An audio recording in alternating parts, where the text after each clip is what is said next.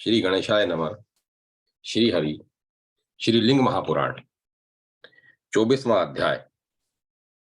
न्यास एवं तत्व शुद्धि पूर्वक विविध उपचारों से भगवान सदाशिव का पूजन और शिवार्चा का महात्म्य। शैलादि बोले, हे सनत कुमार, मैं शिव शास्त्र में कही गई रीति से शिव पूजा विधि का वर्णन संक्षेप में कर रहा हूँ, जिसे पूर्व काल में स्वयं शिव जी ने कहा था। शिव स्नान और भस्म स्नान के पश्चात दोनों हाथों को चंदन से चर्चित करके अंत में वोष्ठ से युक्त मूल मंत्र के द्वारा अंजलि बांधकर मूर्ति, विद्या और अंग मंत्रों का जप करके अंगुष्ठ से कनिष्ठा पर्यंत ईशान आदि 5 मंत्रों का न्यास करें। न्यास क्रम इस प्रकार है। पूर्वोक्त अंग मंत्रों में से सघो जात से लेकर तीसरे अघोर मंत्रों का कनिष्ठी का तर्जनी और मध्यमा में न्यास करें।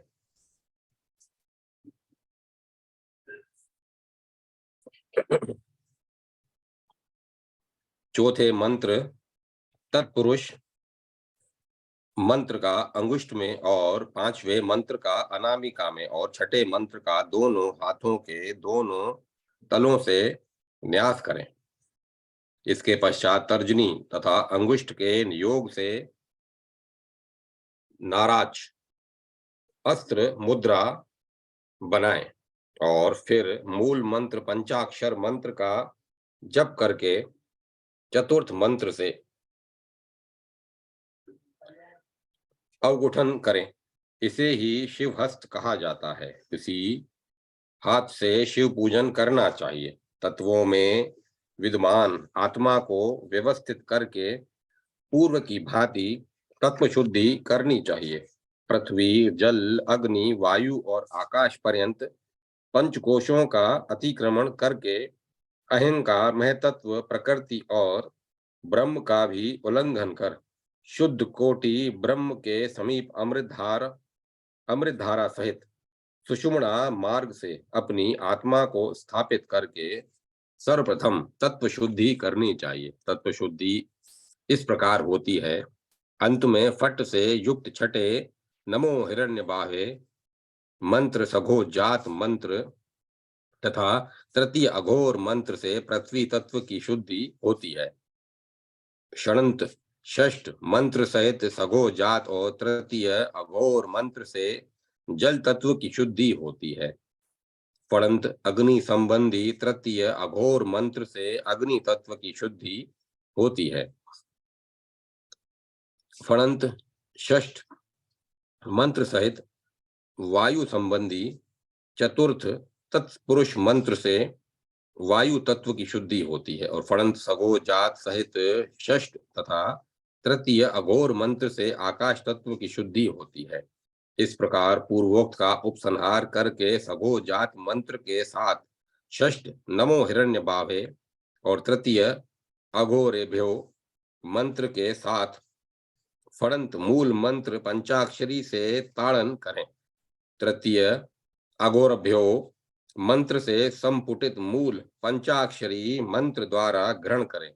योनि ह्रीम बीज द्वारा संपुटित कर मूल पंचाक्षरी से दिग्बंध करें।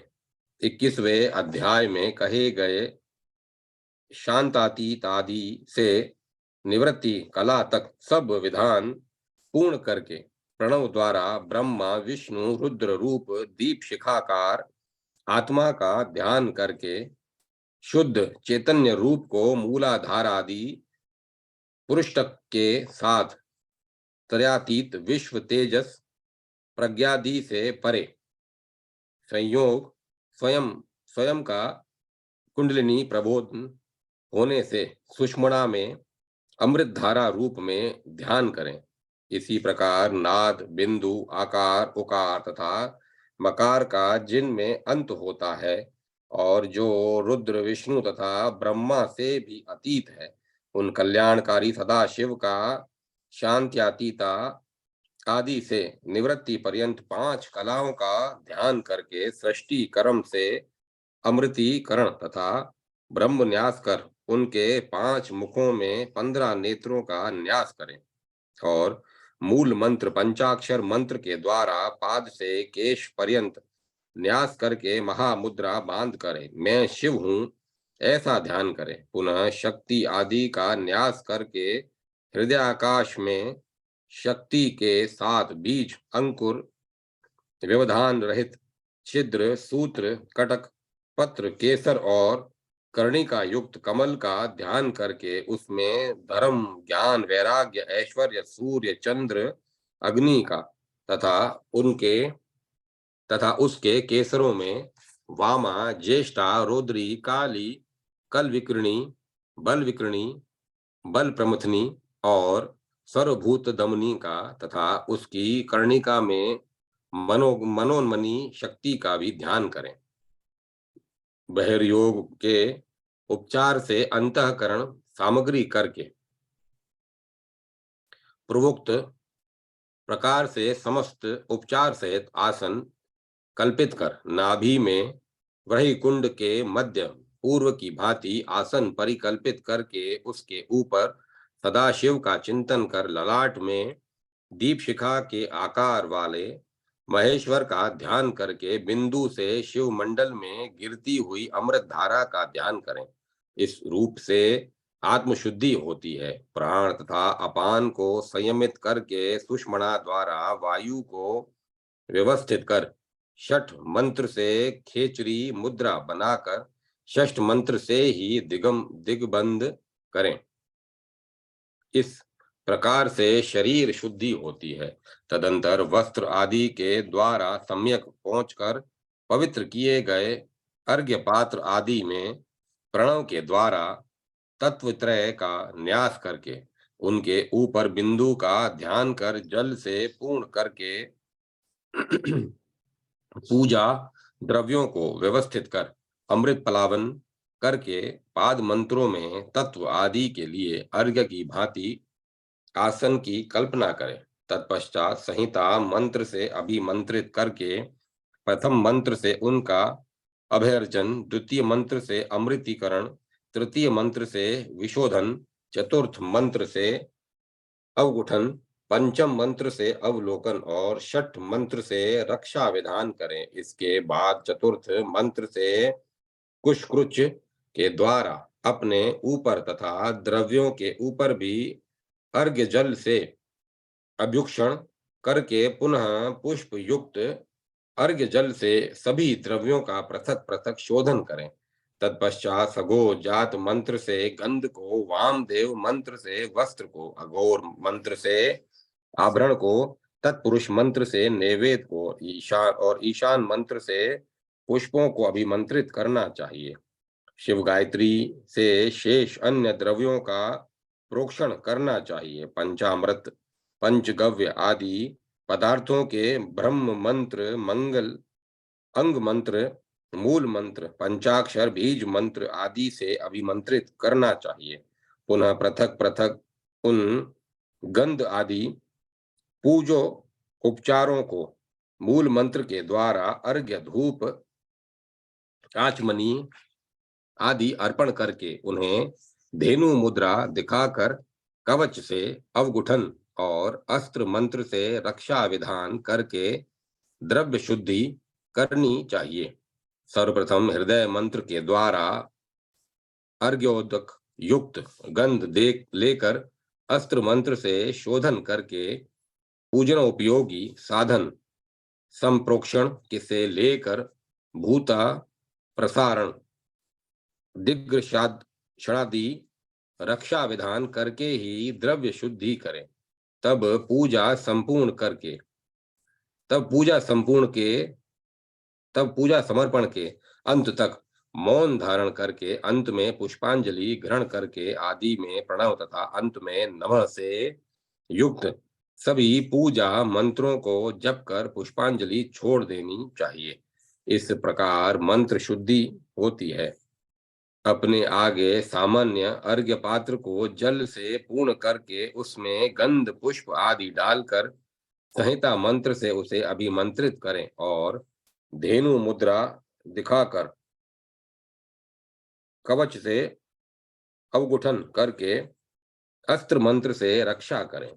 पूरे दिन के पूजित शिवलिंग की गायत्री से अर्चना करके सामान्य अर्घ्य प्रदान कर स्वधा अथवा नमः अंत में लगाकर गंध पुष्प धूप आचमनीय आदि उपचार अर्पित करके ब्रह्म मंत्रों से पृथक पृथक पुष्पांजलि प्रदान करें। इसके बाद षडंत अस्त्र मंत्र से निर्माल्य उतार कर ईशान दिशा में चंड का अभ्यर्चन करके आसन मूर्ति चंड का सामान्य अस्त्र मंत्र से और लिंग पीठ योनि तथा शिवलिंग का पाशुपतास्त्र मंत्र से विशोधन करके लिंग के मस्तक पर पुष्प रखकर पूजन करें। इस प्रकार लिंग शुद्धि होती है। तत्पश्चात कर्म पुष्ट के आसन और उसके ऊपर बीजांकुर पुनः उसके ऊपर ब्रह्मशिला पर छिद्र युक्त अनंत नाल के भीतर सूत्र दल कटक कर्णिका केसर धर्म ज्ञान वैराग्य ऐश्वर्य सूर्य चंद्र अग्नि वामा आदि पूर्व कथित 8 शक्तियों और कर्णिका में मनोन्मन सहित मनोन्मनी का ध्यान करें। पुनः अनंतासनाय नमः इस मंत्र से संक्षेप में आसन कल्पित करके उसके ऊपर निवृत्ति आदि कला युक्त षड़कोश सहित वेद मूर्ति सदाशिव का चिंतन करें। तदंतर दोनों हाथों में पुष्प ग्रहण कर अंगुष्ठ से पुष्प को दबाकर आवाहन मुद्रा के द्वारा धीरे धीरे हृदय से मस्तक पर्यंत आरोपण करके हृदय मंत्र सहित मूल मंत्र पंचाक्षर मंत्र को उच्च स्वर में उच्चारित करके बिंदु स्थान से भी अधिक दीप शिखाकार और सभी और मुख तथा हाथ करके व्याप्त उन व्यापक परमेश्वर को सघोजात मंत्र से आवाहित कर स्थापित करना चाहिए। पहले हृदय मंत्र से शिव शक्ति के तदात्मय से एकीकरण तथा अमृतीकरण करें। पुनः हृदय मंत्र पूर्वक मूल मंत्र सहित सघोजात मंत्र से आवाहन करके हृदय मंत्र तथा मूल मंत्र युक्त वामदेव मंत्र से स्थापन और इसी प्रकार हृदय मंत्र एवं मूल मंत्र सहित अघोर मंत्र से सनिरोधन करें। इसके बाद हृदय मंत्र तथा मूल मंत्र सहित तत्पुरुष मंत्र से सानिध्य करें। तदंतर हृदय मंत्र और मूल मंत्र युक्त ईशान मंत्र से पूजन करें। यह उपदेश है। पूर्व में जिस प्रकार 5 मंत्रों से अपना देह निर्माण किया उसी प्रकार देवता तथा अग्नि का भी देह निर्माण करना चाहिए, ऐसा आदेश है।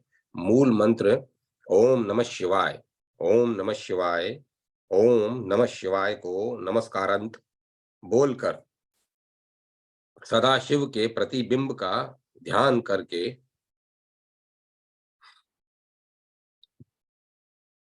आचमनीय देते समय मूल मंत्र को स्वधांत अथवा सब कुछ नमस्कारांत ही करें।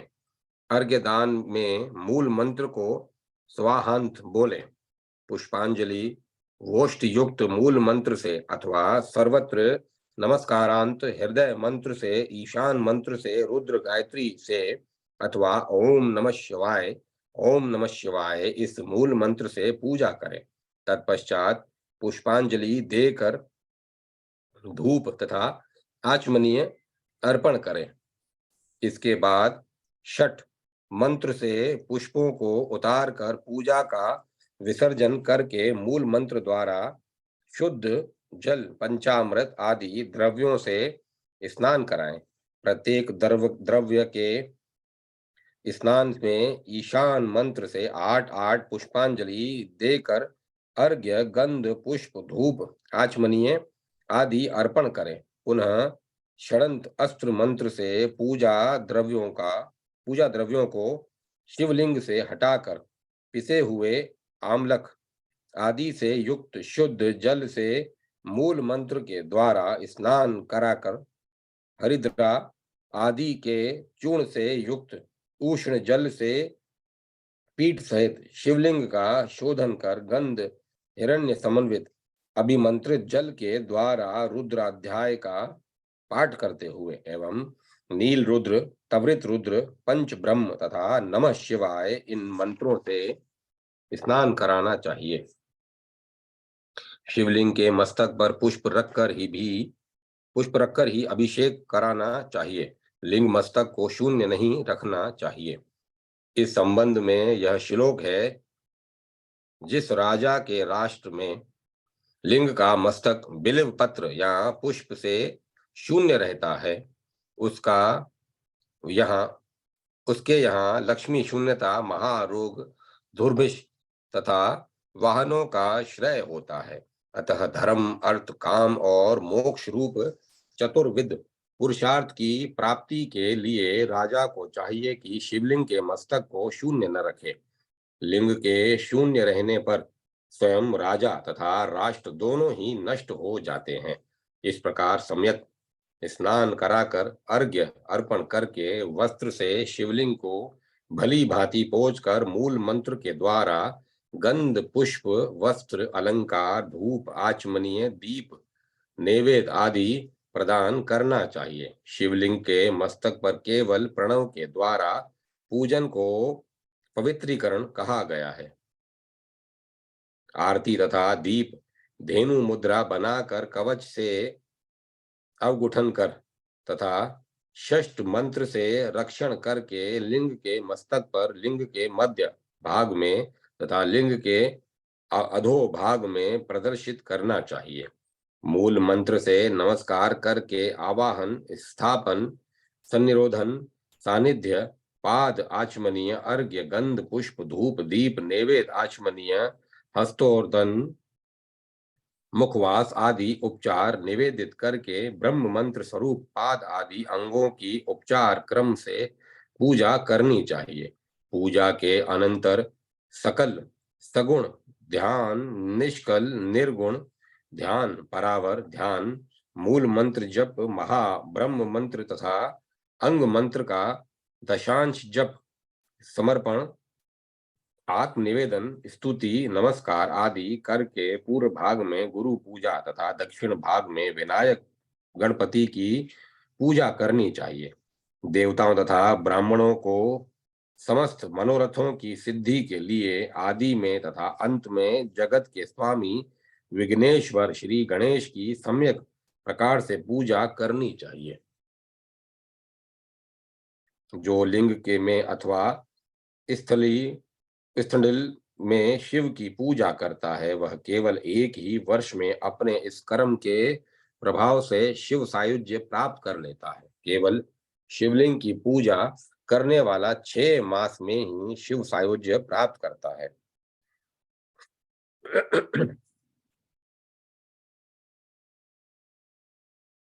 इसमें संदेह नहीं करना चाहिए।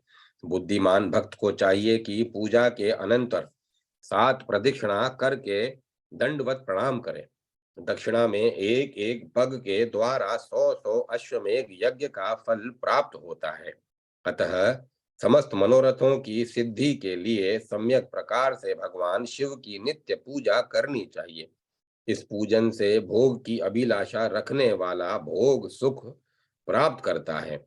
राज्य की कामना करने वाला राज्य प्राप्त करता है। पुत्र की इच्छा रखने वाला उत्तम पुत्र प्राप्त करता है और रोगी रोग से मुक्त हो जाता है। मनुष्य जिन जिन मनोरथों को सोचता है उन्हें प्राप्त कर लेता है। इस प्रकार श्री लिंग महापुराण के अंतर्गत उत्तर भाग में लिंगार्चन विधान नामक 24वां अध्याय पूर्ण हुआ। 25वां अध्याय शिव शिव होमाचार्य में के लिए कुंड मेखला निर्माण, अरणि मंथन, पात्रा साधन, आज्या संस्कार, अग्नि संस्कार तथा हवन विधान का वर्णन। शैलादि बोले, हे सनत कुमार, अब मैं शैव अग्नि कार्य का वर्णन करूंगा, जिसे स्वयं शिव जी ने कहा है। सर्वप्रथम दिक् साधन के विधान से पूर्व दिशा का निर्माण करके शुभ तथा परिष्कृत भूमि पर पवित्र 3 सूत पूर्वाग तथा 3 सूत उत्तरार्ध रखकर चतुष्कोणीय निर्मित की गई भूमि में यत्न पूर्वक कुंड बनाना चाहिए। नित्य होम के लिए 3 मेखलाओं से युक्त अग्नि कुंड होना चाहिए। तीनों मेखलाएं 1 हाथ प्रमाण की तथा 4 अंगुल, 3 अंगुल और 2 अंगुल ऊंचाई की बनानी चाहिए। कुंड 1 हाथ प्रमाण का होना चाहिए तथा योनि प्रादेश मात्र अंगूठे तथा तर्जनी उंगलियों के बीच की दूरी होनी चाहिए। मेखला के ऊपर अश्वत्थ पीपल के पत्ते के आकार की योनि बनानी चाहिए। हे ब्रह्मपुत्र सनत कुमार, कुंड के मध्य में नाभि होनी चाहिए। उसे विधि पूर्वक अष्टदलीय कर्णिका युक्त और प्रादेश मात्र प्रमाण की निर्मित करानी चाहिए। अस्त्र मंत्र से उल्लेखन करना कहा गया है तथा कवच मंत्र से प्रोक्षण करना बताया गया है। बुद्धिमान को चाहिए कि कुंड को नेत्र मंत्र से देखकर 6 रेखाएं बनाए। हे विप्रेंद्र, पूर्वाग्र 3 रेखाएं ब्रह्मा, विष्णु तथा माहेश्वर स्वरूप है तथा उत्तराग्न उत्तराग्र रेखाएं शिव स्वरूप हैं। इसके बाद कवच मंत्र से पुनः प्रोक्षण करना चाहिए। शमी गर्भस्थ पीपल के काष्ठ की बनी हुई 16 अंगुल प्रमाण की अरणी द्वारा ब्रह्म बीज रम से मंथन करके और हृदय मंत्र से शक्ति न्यास करके अग्नि उत्पन्न करनी चाहिए। इसके बाद मौन होकर विधि पूर्वक उसे अग्नि कुंड में रख देना चाहिए। विधान के अनुसार अग्न्याधान करके शांति पूर्वक प्रादेश मात्र प्रमाण के यज्ञ संबंधी शुभ काष्ठ की समिधाओं को उस पर प्राक आदि के क्रम से विधि पूर्वक व्यवस्थित करके जल के द्वारा 8 दिशाओं में परिसम्मोहन करना चाहिए। पूरब में उत्तरार्घ, दक्षिण में पूर्वाग्र, पश्चिम में उत्तरार्घ और उत्तर में पूर्वाग्र कुश बिछाना चाहिए। पूर्व दिग्भाग में इंद्राग्नि देवत का आवाहन करके दक्षिण दिग्भाग में यामाग्नि, उत्तर दिग्भाग में चंद्राग्नि और इसके बाद पश्चिम दिग्भाग में वरुणाग्नि का आवाहन किया जाता है। हे सुवर्त, पात्रों को द्वंद्व रूप में अधोमुख करके कुशाओं पर रखकर तथा सभी द्रव्यों को उत्तर भाग में रखकर उसके ऊपर कुशों को रख देना चाहिए। दक्षिण भाग में शिव को स्थापित करना चाहिए। इसके बाद मूल मंत्र से पूजन करना चाहिए। तत्पश्चात विधि पूर्वक हवन करना चाहिए। तदंतर प्रोक्षणी पात्र लेकर उसे जल से भर देना चाहिए और फिर प्रदेश प्रमाण के 2 कुशों को जल के ऊपर स्थापित कर देना चाहिए। अग्नि तथा सूर्य की किरणों से कुशाग्र को पल्लवित करना चाहिए। तदंतर सभी पात्रों को फैलाकर विधि पूर्वक प्रोक्षण करके प्रणीता पात्र को लेकर उसे पुनः जल से पूर्ण करना चाहिए। हे सुवर्त, इसके बाद जल में रखी अन्य कुशाओं के द्वारा उसे भली भांति आच्छादित करके दोनों हाथ से नासिका पर्यंत उस पात्र को उठाकर ईशान दिशा में स्थापित कर देना चाहिए। तत्पश्चात वाव्य कोण में शुभ आज्याक्षण घृत स्थापन करना चाहिए। भस्म युक्त अंगारों को लेना चाहिए और उसे वाव्य दिशा में रखकर उसके ऊपर घृत को तपाना चाहिए। तदंतर कुशों को अग्नि में प्रज्वलित करके 3 कुशों से पर्वयाग्निकरण करना चाहिए। फिर उन सभी कुशों को उस कुंड में डालकर घृत को अपने सम्मुख रख लेना चाहिए। इसके बाद अंगुष्ठ मात्र के 2 कुशों को विधिवत प्रक्षालित करके उन कुशों से तथा अन्य 9 कुशों से परयाग्नि करनी चाहिए। इसके बाद फिर परयाग्नि करनी चाहिए। तदंतर घृत को अग्नि पर से उतार लेना चाहिए और घृत पात्र में को क्रम से उत्तर पश्चिम दिशा में रख देना चाहिए। तदंतर अवे उपवेशण का उपवेशण काष्ठ द्वारा अग्नि का संयोजन करके पश्चिम दिशा में रखकर उसे प्रक्षालित करके दोनों हाथों की अंगुष्ठ तथा अनामिका उंगलियों द्वारा याज्ञिकोक्त पद्धति के अनुसार 2 पवित्रियों को ग्रहण करके मूल मंत्र के द्वारा आज्योत्पवन करना चाहिए। इसके बाद घृत से भीगी हुई दोनों पवित्रियों का अभ्युक्षण करके उन्हें अग्नि में डाल देना चाहिए। हे सुवर्त, सोने अथवा चांदी का स्रुव बनाना चाहिए जो 1 हाथ लंबा हो और तथा सभी लक्षणों से संपन्न हो, अथवा यज्ञिक वृक्षों से ही स्रुवा का निर्माण करना चाहिए। स्रुव 1 हाथ प्रमाण का और उसके मुख पर गहरा गर्त होना चाहिए।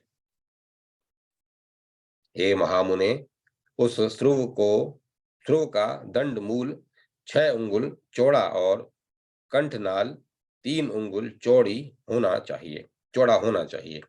उसका मुख भी मूल की भांति बनाना चाहिए। स्रुव का दंड गाय की पूंछ के सदृश ऊपर मोटा और क्रमशः नीचे की ओर पतला होना चाहिए। उसके अग्रभाग नासिका में के समान 2 पुटों से युक्त तथा मुक्ता आदि से समन्वित होना चाहिए। पूर्णाहुति में प्रयुक्त होने वाला स्रुव 36 उंगल लंबा तथा 8 उंगल चौड़ा और 4 उंगल मोटा बनाना चाहिए। सूत के द्वारा उसे सम कर लेना चाहिए। उस स्रुव का मुख 7 उंगल चौड़ा होना चाहिए और 12 उंगल लंबा होना चाहिए। स्रुव का कंठ 2 उंगल लंबा और 4 उंगल चौड़ा होना चाहिए। वेदी 8 उंगल लंबी तथा उतने ही प्रमाण की अर्थात 8 उंगल चौड़ी होनी चाहिए। उसके मध्य में 4 उंगल प्रमाण का गर्त बनाना चाहिए। गर्त पूर्ण रूप से गोल अष्टदल युक्त तथा और सुंदर कर्णिका में निर्मित कराना चाहिए।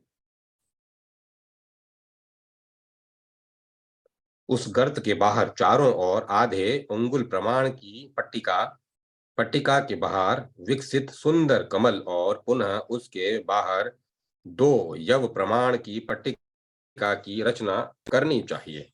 वेदी के मध्य में कनिष्ठा उंगली में प्रमाण से मुख पर्यंत गंभीर प्रभाव वाला छिद्र होना चाहिए। दंड का मूल 6 उंगल प्रमाण का होना चाहिए। दंड के अग्रभाग में 4 उंगल के बीच आधे उंगल की वृद्धि से 3 दंडिकाएं बनानी चाहिए। दंड के अग्रभाग में 13 उंगल के विस्तार से में घट शिर होना चाहिए। उसका कंठ 2 उंगल और नाभि अर्थात मध्य भाग 10 उंगल होना चाहिए। वेदी के मध्य में वैसे ही 10 उंगल की पद्म पुष्ट के आकार की नाभि बनाकर 2 उंगल प्रमाण का कर्णिका के आकृति सदृश पाद बनाना चाहिए। उस श्रुव के कुष्ठ की आकृति हाथी के होंठ के आकार सदृश होनी चाहिए। अभिचार आदि क्रमों में कृष्ण लोह से श्रुवा का निर्माण कराना चाहिए। तदंतर 25 कुशों के द्वारा श्रुवा का मार्जन करना चाहिए। हे सुवर्त, श्रुवा के अग्रभाग को कुश के अग्रभाग से, मध्य भाग को मध्य भाग से और मूल को मूल से शोधित करके पुनः भली भांति हृदय मंत्र का उच्चारण करके अग्नि में उन्हें तपाना चाहिए। आज्य स्थाली, प्रणीता और प्रोक्षणी ये तीनों ही पात्र सोने, चांदी, ताम्र अथवा मिट्टी के होने चाहिए। शांतिक तथा पौष्टिक शुभ कर्म में अन्य धातु के पात्रों का प्रयोग नहीं करना चाहिए। अभिचार, जारण, मारण आदि कर्म में लोह की और शांति कर्म में मृतिका की आज्य स्थाली, प्रणीता और प्रोक्षणी पात्र प्रयुक्त करना चाहिए। इन पात्रों का मुख 6 उंगल चौड़ा होना चाहिए, ऐसा कहा जाता है। प्रोक्षणी 2 उंगल ऊंची, प्रणीता 4 उंगल ऊंची और अजय स्थाली उससे भी 2 उंगल अधिक अर्थात 6 उंगल ऊंची होनी चाहिए।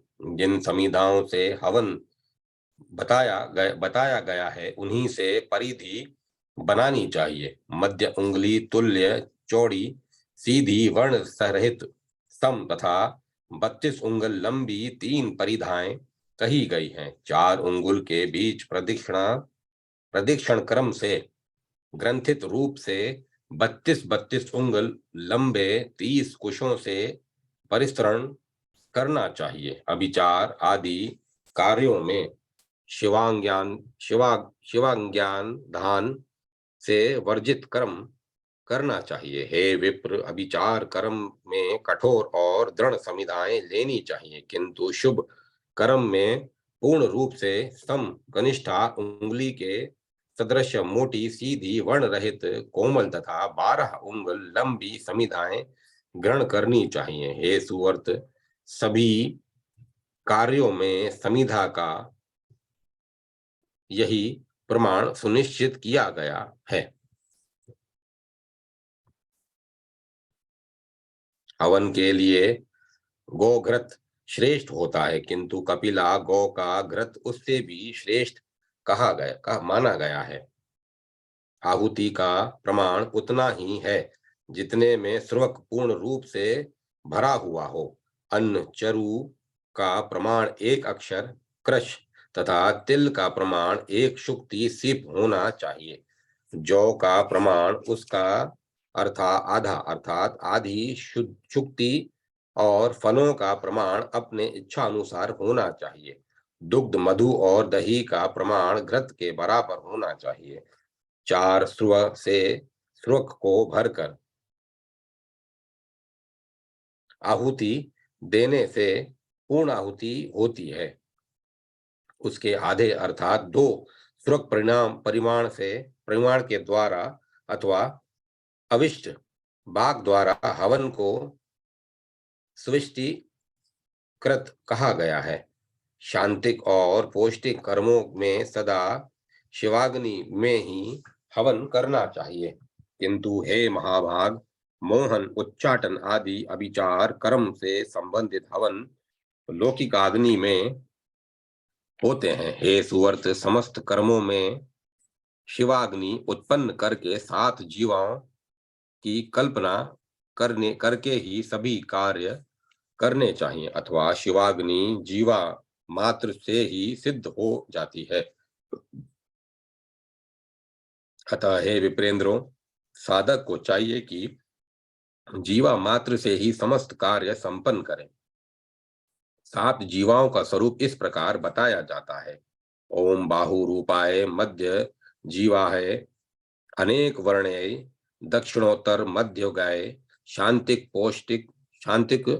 पौष्टिक मोक्ष दिक्फल प्रदाय स्वाहा। ओम हिरण्याय चामीकराभ्याय, ईशान जीवाय ज्ञान प्रदाय स्वाहा। ओम कनकाय कनकभीभाय, रमाय ऐन्द्रय जीवाय स्वाहा। ओम रक्ताय रक्तवर्णीय अग्ने जीवाय, अनेक वर्णाय विशुद्ध मोहनाय स्वाहा। ओम कृष्णाय नेत्रति जीवाय मरणाय स्वाहा। ओम सुप्रभाय पश्चिम जीवाय मुक्ता फलाय शांतिकाय पौष्टिकाय स्वाहा। ओम व्यक्ताय, व्याव्यय, जीवाय, शत्रु चाटनाय स्वाहा, ये 7 जीवा मंत्र हैं। और ओम हृव्य तेजस्विने स्वाहा, यह प्रधान मंत्र है। इस विधि से विभिन्न संस्कार करना चाहिए अथवा विभिन्न कार्यों में और नियमित क्रम में विधि पूर्वक शिवाग्नि उत्पन्न करनी चाहिए। उसकी विधि इस प्रकार है। फणंत षष्ठ मंत्र से निरीक्षण, प्रोक्षण और ताड़न, चतुर्थ मंत्र से अभ्युक्षण, षष्ठ मंत्र से खनन तथा उत्तीकरण, आग मंत्र से पूर्ण तथा समीकरण, वोषंत आग मंत्र से सेचन, षष्ठ मंत्र से कुटन, तुरीय चतुर्थ मंत्र से समार्जन अथवा उपलेपन, अघोर, वामदेव और सघोजात, इन तीनों मंत्रों से कुंडल परिकल्पन, चतुर्थ मंत्र से कुंड का परिधान, मेखलाकरण, आग प्रथम मंत्र से कुंड का अर्चन, फणंत षष्ठ मंत्र से रेखा चतुष्टकरण और प्रथम मंत्र से वज्रीकरण और इंद्रागन आदि चारों देवों का स्थापन प्रथम मंत्र से। इस प्रकार 18 प्रकार के इन कुंडल संस्कारों को करना चाहिए। कुंड संस्कारों करना चाहिए। कुंड संस्कार के पश्चात षष्ठ मंत्र से अक्षापाटन और प्रथम मंत्र से विष्टर न्यास करके वज्रासन, हीरे के आसन पर भगवती वागीश्वरी का आवाहन करना चाहिए। वागेश्वरी के आवाहन का मंत्र इस प्रकार है। ओम ह्रीं वागेश्वरीं श्यामवर्णा विशालाक्षी यौवनोन्मुक्त विग्रहां ऋतुमतीं वागीश्वर शक्ति मावाहयामि वागेश्वरीं पूजयामि। इसके अनंतर वागीश्वरी का आवाहन करना चाहिए। मंत्र इस प्रकार है।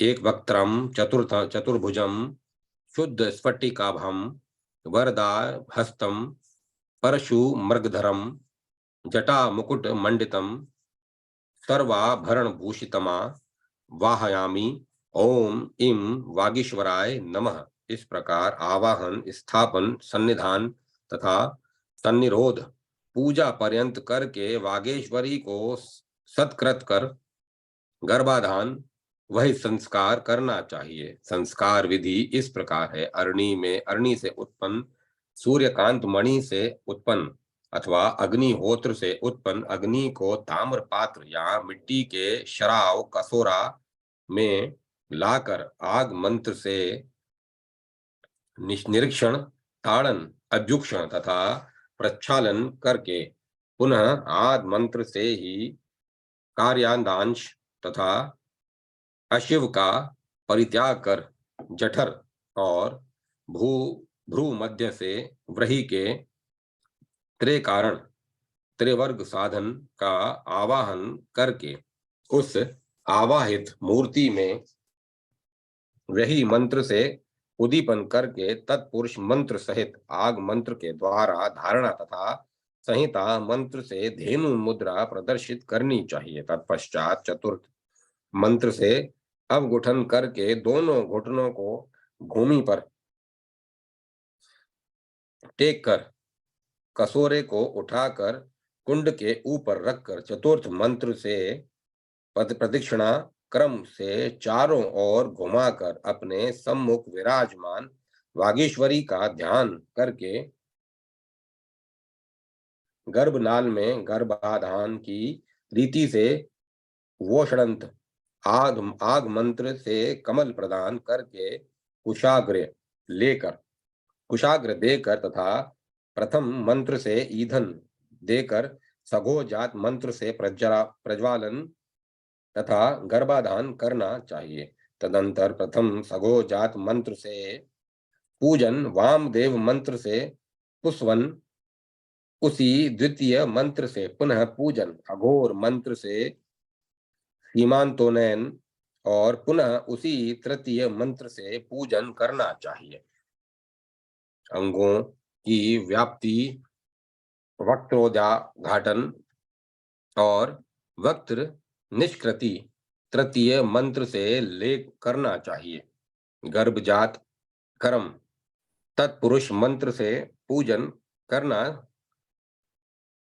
तत्पुरुष मंत्र से पूजन, चतुर्थ मंत्र से सूतक शुद्धि के लिए प्रोक्षण, षष्ठ मंत्र से और अग्नि रूप पुत्र की रक्षा कुशास्त्र मंत्र से करें। तत्पश्चात वक्त्र मंत्र से अग्नि कोण में कुश मूल, ईशान में कुश का अग्रभाग, नेतृत्व में कुश मूल, वाव्य में अग्रभाग, वाव्य में कुशमूल और ईशान में अग्रभाग इस भांति पूर्वोक्त रीति से कुशास्त्रण करके घृत में भीगी हुई समिधा का अग्नि की लाला निवृत्ति के लिए षष्ठ मंत्र से हवन करना चाहिए। वामदेव आदि 4 मंत्रों से परिधि युक्त विष्टर का स्थापन करके आग मंत्र से विष्टर के ऊपर ब्रह्मा, शिव तथा नारायण का पूजन करना चाहिए। इसी प्रकार इंद्र आदि लोकपालों तथा वज्र से लेकर त्रिशूल पर्यंत उनके 8 आयुधों की भी पूजा करनी चाहिए। वागीश्वर तथा वागीश्वरी की पूजा आदि करके इन वागीश्वर का उद्वासन कर होम द्रव्य का हवन करना चाहिए। इसके पश्चात श्रुक स्रुव का संस्कार बताया जाता है। पूर्व की भांति निरीक्षण, प्रोक्षण, ताड़न, अभ्युक्षण आदि करके दोनों हाथों में श्रुक स्रुव ग्रहण कर प्रथम मंत्र से संस्थापन तथा ताड़न करके श्रुक स्रुव के ऊपर कुश के मूल, मध्य और अग्रभाग से 3 प्रकार से अनुलेखन करके श्रुक को शक्ति और श्रुवक को शिव मानकर उन्हें दक्षिण भाग में कुश के ऊपर शक्त्यै नमः, शंभवे नमः इन मंत्रों के द्वारा स्थापित करना चाहिए। तदंतर समीपवर्ती सूत्र से श्रुक स्रुव को चतुर्थ मंत्र का उच्चारण करके वेष्टित करना चाहिए और पुनः अर्चन करना चाहिए। इसके बाद धेनु मुद्रा दिखाकर चतुर्थ मंत्र से अवगुठन तथा षष्ठ मंत्र से रक्षा क्रम संपन्न करके श्रुव संस्कार करना चाहिए। आज यह संस्कार पूर्व में बताया गया है। पूर्व की भांति निरीक्षण, प्रोक्षण, ताड़न, अभ्युक्षण आदि करना चाहिए। इसके बाद षष्ठ मंत्र से ईशान कोण में घृत को तपाकर घृत पात्र को वेदी के ऊपर रखकर विस्तृति मात्र 12 अंगुल कुशा के पवित्र का अग्रभाग अपने वाम हस्त के अंगुष्ठ और अनामिका से ग्रहण करके तथा दक्षिण हस्त के अंगुष्ठ और अनामिका से पवित्र का मूल ग्रहण करके स्वाहंत चतुर्थ मंत्र से अग्नि ज्वाला का उत्तोलन करना चाहिए। इसके बाद 6 कुश लेकर स्वाहांत प्रथम मंत्र से पूर्व की भांति अपने देह में स्वंपलवन करके 2 कुशों का पवित्रक बनाकर प्रथम मंत्र से उसे घृत में डाल देना चाहिए। यह पवित्रीकरण है। घृत पलुत 2 गर्भ लेकर उसे प्रज्वलित करके घृत के ऊपर 3 बार घुमाएं और पुनः संप्रोक्षण करके अग्नि में डाल दें। यह निराजन है। पुनः दर्भों को लेकर कीट आदि देख करके अर्घ्य जल से संप्रोषण करके गर्भों को अग्नि में डाल देना चाहिए। यह अवधोतन है। 2 गर्भ लेकर अग्नि में प्रज्वलित करके घृत को देखें, यह निरीक्षण है। इसके बाद अन्य दर्भ से के साथ 2 पवित्र लेकर उसके शुक्ल पक्ष द्वय की भावना करें और तथा उन दोनों के सहित घृत को सघोजात मंत्र से पृथक कर दें। शेष को कृष्ण पक्ष की भावना से पृथक करें। उस प्रकार घी को 3 भागों में विभक्त करके सुरक द्वारा घृत के एक भाग को अग्ने स्वाहा, घृत के द्वितीय भाग को सोमाय स्वाहा और घृत के तृतीय भाग को अग्नि शोमाभ्याम स्वाहा तथा अविष्ट घृत को अग्ने स्वष्टि कृते स्वाहा ऐसा कहकर होम करें। तत्पश्चात कुश युक्त पवित्र लेकर अंत में नमः लगाकर संहिता मंत्र से घृत को अभिमंत्रित करना चाहिए। अभिमंत्रित करके धेनु मुद्रा प्रदर्शित करें। कवच से अवगुठन और अस्त्र मंत्र से रक्षण करना चाहिए। इसके बाद संस्कारित पवित्रकों को अग्नि में डाल देना चाहिए। यह आज्य संस्कार है। स्रुवक में भरकर लिए गए घृत से शक्ति बीज मंत्र ह्रीम के द्वारा आहुति दें। यह चक्राभिधारण है। इसके बाद ईशान मूर्ते स्वाहा, तत्पुरुषाय वक्त्राय स्वाहा, अघोर हृदयाय स्वाहा, वाम देव गृहाय स्वाहा, सघोजात मूर्ते स्वाहा इन 5 मंत्रों से आहुति दें। यह क्वात्रोद्घाटन है। वक्त्रोद्घाटन है। ईशान मूर्ते तत्पुरुषे वक्त्राय स्वाहा, तत्पुरुषे वक्त्राय अघोर हृदयाय स्वाहा, अघोर हृदयाय वाम गुहाय सघोजात मूर्ते स्वाहा इन मंत्रों से आहुति दें। यह वक्र संस्थान है। ईशान मूर्ते तत्पुरुषाय वक्त्राय अघोर हृदयाय वाम देवाय गृहाय सघोजाताय स्वाहा इस मंत्र से आहुति दें। यह वक्त्रय करण है। इस प्रकार शिवाग्नि उत्पन्न करके समस्त कार्य संपन्न करने चाहिए अथवा केवल अग्नि जीवा से भी शांतिक आदि कार्य सदा करने चाहिए। हे अव्यन हे अव्यय, गर्भाधान आदि प्रत्येक संस्कारों में योनि बीज से अग्नि में 10-10 या 5-5 आहुतियां प्रदान करनी चाहिए। शिवाग्नि के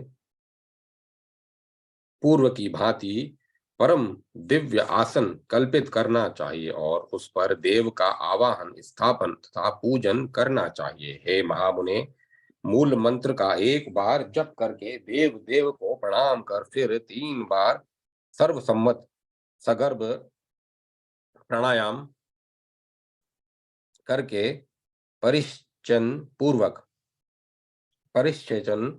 पूर्वक उस समिधा को अघार होम को उद्देश्य करके प्रज्वलित अग्नि के मध्य में हवन करना चाहिए। स्रुव के में 2-2 अघार होम निमित्तिक तथा आज्य भाग होम निमित्तिक आहुतियां लेकर विधि पूर्वक सघोजात आदि 6 मंत्र रूप मुख वाली अग्नि में उनका हवन करना चाहिए। हे द्विजश्रेष्ठ, अग्ने स्वाहा ऐसा कहकर अपने उत्तर में एवं सोमाय स्वाहा ऐसा कहकर अपने दक्षिण में नेत्र स्वरूप दोनों अभ्या अभ्य भागों की आहुतियां देनी चाहिए। हे ब्रह्मपुत्र सनत कुमार, हे महाभाग, पश्चिम की ओर मुख वाले शिवाग्नि रूप महादेव का दाहिना नेत्र उत्तर की ओर तथा बायां नेत्र दक्षिण की ओर होता है, इसमें संदेह नहीं है। घृत, चरु तथा समिधाओं से मूल मंत्र के द्वारा यथाविधि 10 आहुतियां देनी चाहिए, ऐसा कहा गया है। हे सुवर्त, तदंतर मूल मंत्र से पूर्णाहुति प्रदान करनी चाहिए। ईशान आदि मंत्रों के क्रम से तथा शक्ति बीज ह्रीम के क्रम से सभी आवरण देवताओं के लिए पूर्व की भांति 5-5 आहुतियां देनी चाहिए। अघोर मंत्र से प्रायश्चित होम तथा स्वष्टीकृत पर्यंत पूर्व की भांति कहा गया है। इस प्रकार मैंने अत्यंत सुंदर 3 प्रकार के अग्नि कार्य का वर्णन कर दिया। हे महामुने, जो मनुष्य यथा समय नित्य इसे करता है वह मृत्यु के अनंतर स्वर्ग प्राप्त करता है, अग्नि के समान दीप्ति प्राप्त करता है। किसी भी प्रकार के कर्म के लिए उसे नरक की प्राप्ति नहीं होती।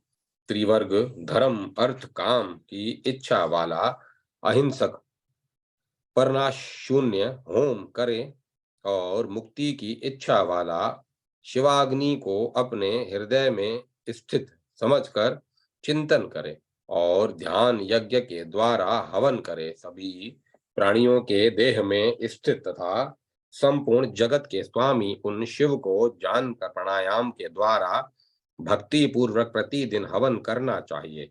शिव ध्यान से रहित होकर होम करने वाला पाषाण से मेंढक होता है। इस प्रकार श्रीलिंग महापुराण के अंतर्गत उत्तर भाग में शिवाग्नि कार्य वर्णन नामक 25वां अध्याय पूर्ण हुआ। अब मैं कथा को विराम देता हूं।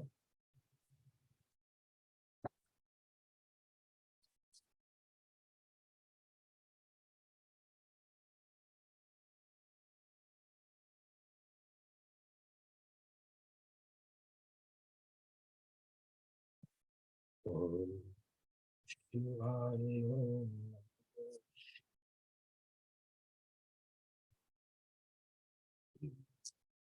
शिवाय शिवाय शिवाय हर हर शिवाय